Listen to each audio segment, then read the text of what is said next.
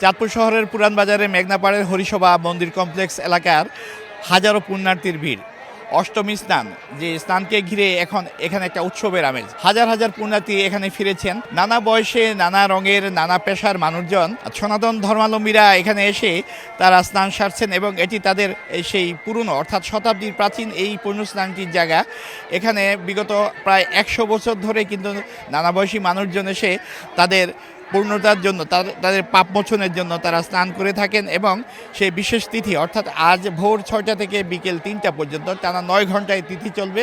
সেই তিথিকে কেন্দ্র করে মূলত এখানে সনাতন ধর্মের নানা বয়সী মানুষজন ভিড় করছেন এবং তারা মেঘনার পাড়ে এসে তারা সেখানে পুজো দিচ্ছেন, আরাধনা করছেন। একই সঙ্গে তাদের ভাষায় যে স্নান করলে তাদের পাপটা দূর হয়ে যাবে, সেই পাপাচার থেকে মুক্ত হওয়ার জন্য এবং নতুনকে আবার বরণ করার জন্য, অর্থাৎ আগামী দিনগুলো যেন তারা সুখে শান্তিতে এই ধরাধামে অর্থাৎ এই পৃথিবীতে তারা বসবাস করতে পারেন, সেই জন্যই মূলত তারা স্নান করছেন। স্নান তো আসলে সব সময় মানুষ করে, কিন্তু এটা হচ্ছে একটা পুণ্যতিথিতে যে সূর্য তিথি অনুযায়ী সূর্য, চন্দ্র, নক্ষত্র সবকিছুর মিলিত হয়ে হচ্ছে একটা ভালো তিথি সময় আছে, যেটা আমরা মানি।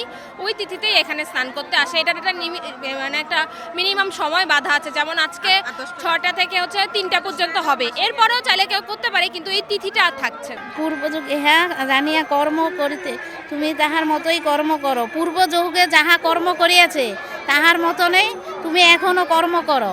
কর্ম অনুযায়ী তুমি ফল ভোগ করতে পারবে।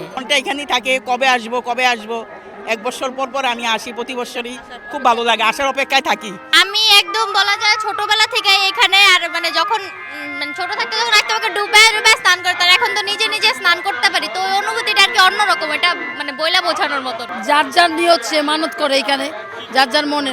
এখন যার যার ব্যক্তিগত, এটা মানে আমার ব্যক্তিগত আমার ছিল।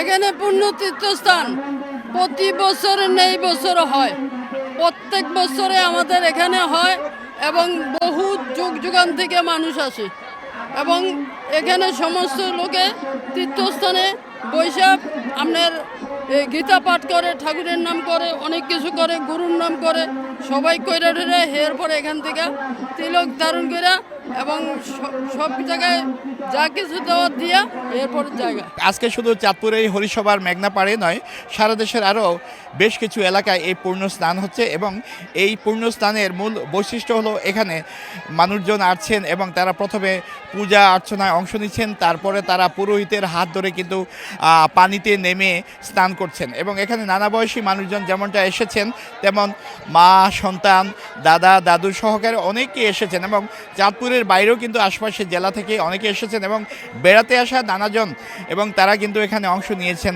এই পূর্ণস্থানে এবং তারা বিশ্বাস করেন যে এখানে স্নান করার পরে কিন্তু তারা নতুন করে আরেকটা জীবন ফিরে পাবে।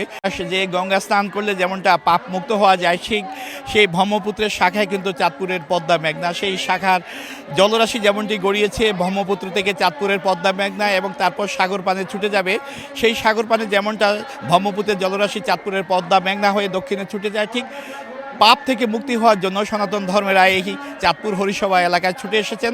তাদের একটাই লক্ষ্য যে বিগত দিনে তারা যে পাপ করেছেন, যে অনাচার করেছেন, ভগবান শ্রীকৃষ্ণের কাছে সেই প্রার্থনায় তারা করছেন যে আগামী দিনে যেন তারা আবার পূর্ণময় জীবন নিয়ে নতুনভাবে নিজেকে গড়তে পারেন এবং সমৃদ্ধ বাংলাদেশ যেন আবারও গড়ে তুলে একসঙ্গে সবার সঙ্গে কাজ করতে পারে। সেই লক্ষ্যই হচ্ছে মূলত এখানকার সনাতন ধর্মাবলম্বীদের মূল বিষয়।